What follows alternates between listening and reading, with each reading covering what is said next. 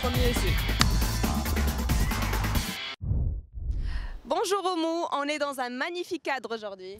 Bonjour Sheima, oui, il fait beau aujourd'hui. Mesdames et messieurs, bonjour et bienvenue dans votre émission Casa on Air. Aujourd'hui, votre rendez-vous qui célèbre Casablanca dans toute sa complexité. Nous avons souhaité vous offrir Casablanca en air, en grand et en panoramique. Aujourd'hui, nous la regardons en face. Notre équipe a arpenté les rues de la ville afin de vous dresser le portrait de cette magnifique ville, je voulais dire, dans toutes ses facettes. Pour notre sujet d'ouverture, nous sommes les premières concernées. En effet, il s'agit du parcours du combattant des piétons. Je pense que tous les Casahuis en savent quelque chose. À Casablanca, on pourrait croire que les automobilistes font la loi. Entre trottoirs bouchés et non-respect des priorités, les piétons risquent leur vie dans l'espace public. Exactement, Sheima. L'urbanisation de cette ville n'aide pas beaucoup. Un reportage signé Emma Labeska et Abdelmouricht Aboumejd. On regarde. Bienvenue dans la capitale économique du Maroc, Casablanca. Dans cette ville au trafic fou, être piéton est parfois un exercice périlleux. Avec les enfants, c'est un peu difficile de sortir et tout ça. Et surtout quand je sors avec la poussière, c'est difficile parce que les voies sont quasiment barrées par les voitures. Cette épreuve que décrit Edith est le quotidien de 4 millions d'habitants. Des piétons qui doivent se frayer un chemin entre les trottoirs mal entretenus et les voitures à la trajectoire imprévisible. Ce chauffeur de taxi, filmé en caméra discrète, explique cet irrespect du code de la route par une complaisance de certains agents de police corrompus. L'agent de police t'arrête, prend tes papiers et fait des tours, mais d'insinuer qu'un arrangement est possible. Si tu me passes un billet de 50 ou 100 dirhams, je peux fermer les yeux sur l'amende de 800 dirhams. Corruption, non-respect des priorités. Pourtant, l'information aux droits des piétons figure dans le code de la route et dans les manuels des auto-écoles. Dans ce centre qui forme à la conduite des futurs automobilistes, le moniteur est catégorique. Alors que les conducteurs doivent s'arrêter avant la ligne du feu rouge, on remarque très souvent que certaines voitures la dépassent et s'arrêtent sur le passage clouté. Le piéton ne peut pas traverser. Et selon Mehdi, cet écart de conduite n'est pas un cas isolé. Certains conducteurs stationnent leurs voitures sur les trottoirs, obligeant les piétons à traverser par la route, ce qui provoque un désordre dangereux. Un danger réel puisque selon l'Agence nationale de la sécurité routière, les premières victimes des accidents de la route sont les piétons, avec 60,8% au mois de juillet 2020. D'ailleurs, toutes les villes modernes prennent conscience tôt ou tard du parti à tirer des intenses concentrations piétonnes, autant sur le plan économique, de la mobilité humaine ou de la qualité de vie. Elles revalorisent les espaces des centres-villes, y favorisent le maintien de l'attractivité commerciale et touristique. Oumou, comment tu trouves cette vue magnifique, non? C'est vraiment très joli. L'architecture casablancaise m'a toujours fascinée. Elle est très riche et chaque partie de Casablanca a son propre style. En tout cas, nous allons le voir dans le reportage QSU, signé Remen et Khadija.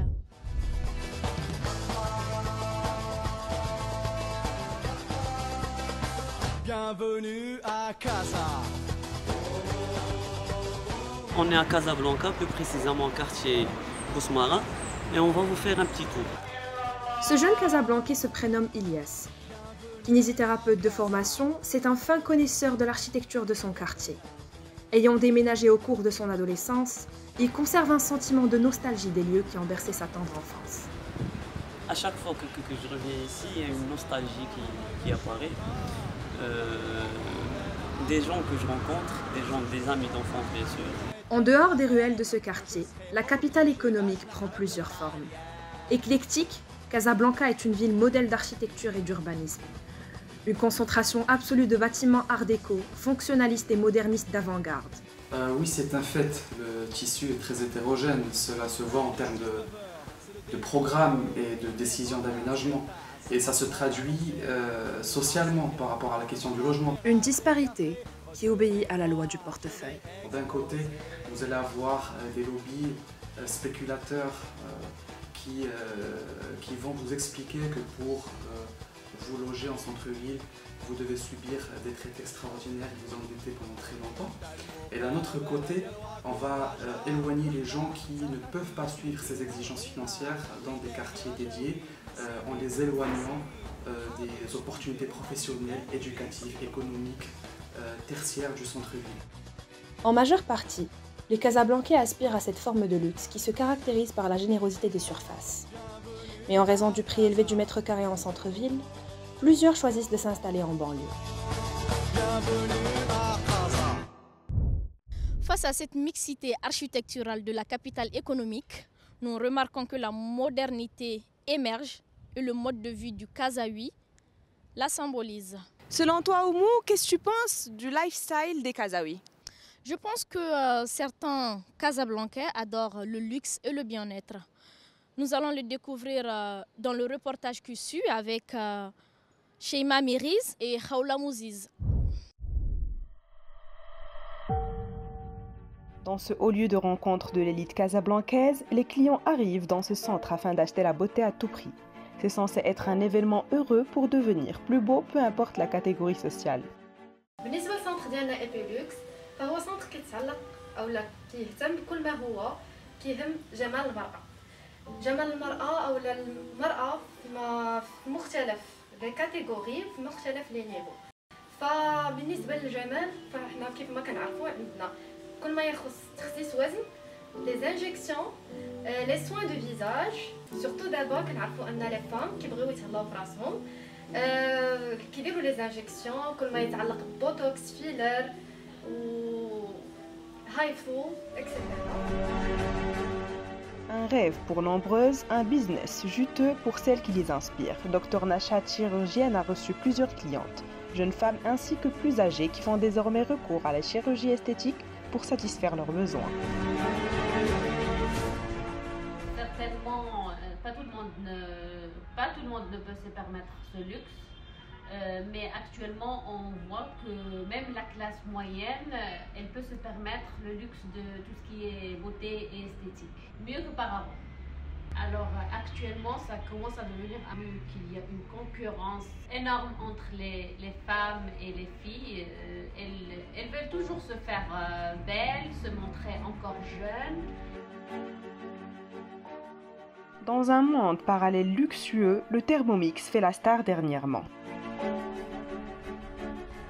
Le Thermomix, c'est un robot culinaire qui existe sur le marché international, ça fait plus de 50 ans, et sur le marché marocain, ça fait une vingtaine d'années. Donc c'est un robot qui fait le chaud et le froid, il regroupe plus de 12 appareils, donc c'est appareils électroménagers, donc c'est un gain d'espace, un gain de temps et un minimum de vaisselle. Le TM6 est un robot qui est connecté à une plateforme où on peut télécharger plus de 10 000 recettes. Donc en fait, c'est des recettes qui sont guidées. Donc c'est comme si on a un chef à la maison, on est assisté. Et ça nous facilite la tâche, ça nous facilite les idées. La clientèle au Maroc aujourd'hui est composée de femmes actives et au foyer âgées de 30 à 55 ans, ce qui n'effraie pas vraiment les consommateurs économiquement faibles. Le Thermomix, il fait un peu sa star dernièrement car il rejoint la robustesse, à l'efficacité, l'utilité et aussi il est très beau esthétiquement. Donc c'est vraiment une valeur ajoutée à votre cuisine. Avoir un Thermomix, ça permet aussi de crâner dans sa cuisine et de rebooster son ego l'air de rien. Raja, cliente fan de ce robot qui lui a facilité plusieurs tâches, accompagne son ami pour avoir le même, mais avec facilité de paiement. Vous m'avez interrogé à propos de ce merveilleux Thermomix, donc ma réponse sera la suivante. Même si la plupart des gens s'accordent que le prix est jugé cher, mais personnellement j'estime qu'il est nécessaire.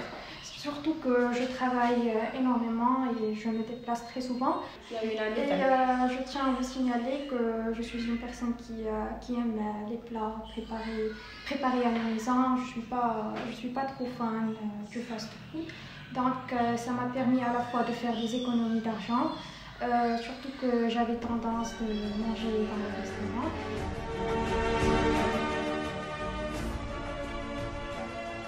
Une grande communauté aujourd'hui suit les pages Instagram qui vendent du Thermomix et évoluent du jour au lendemain.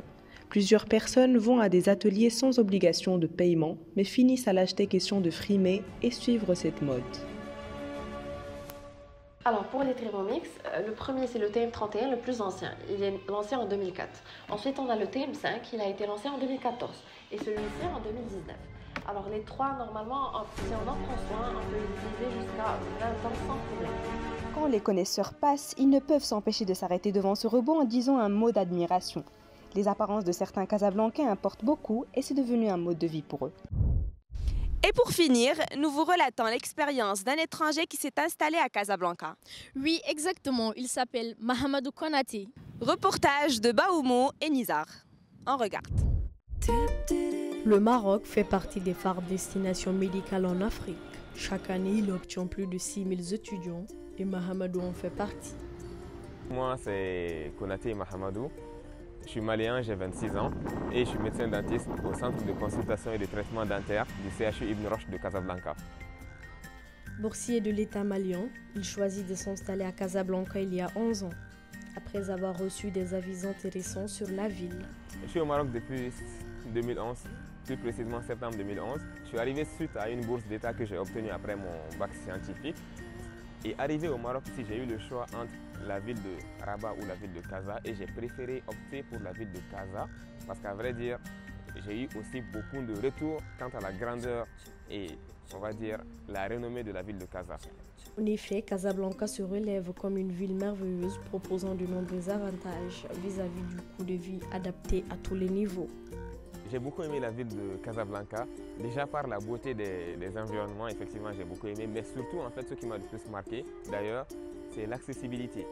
Je m'explique, l'accessibilité en fait en termes de besoins et de choses. À chaque fois que j'avais besoin d'une chose, je voulais manger un truc, je voulais aller à un endroit, j'avais besoin d'une certaine information, je l'avais sur le coup à côté. Entre la tradition et la modernité, Casablanca est tristement célèbre pour ses artères bouchées. Quand on vit à Casablanca, le bruit incessant des klaxons devient un fond sonore. Ce que je n'ai pas du tout apprécié à Casablanca, et d'ailleurs que je continue à détester, c'est le bruit, c'est le stress, c'est la circulation, c'est les klaxonnements des voitures, ça ne s'arrête pas, ça me rend fou.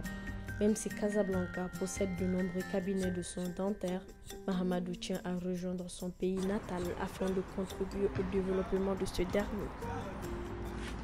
À la fin de mes études de chirurgie orale, effectivement, je vais rentrer chez moi au Mali. À un moment, on a toujours envie de revenir aux sources et on a toujours envie de revoir en fait, la famille qu'on a laissée au pays et de pouvoir apporter et contribuer au développement de son pays. Donc, je me dois de retourner chez moi. Casablanca, la ville des extrêmes, elle reste séduisante, à la fois stressante pour des résidents mais aussi pour des étrangers. Voici à raconter le récit de ce Malien que Casablanca a séduit. C'était très agréable, Mou, de partager ce plateau ensoleillé avec toi. Et merci à vous, chers téléspectateurs, d'avoir été au rendez-vous. C'était Casa On Air. Au revoir. Au revoir.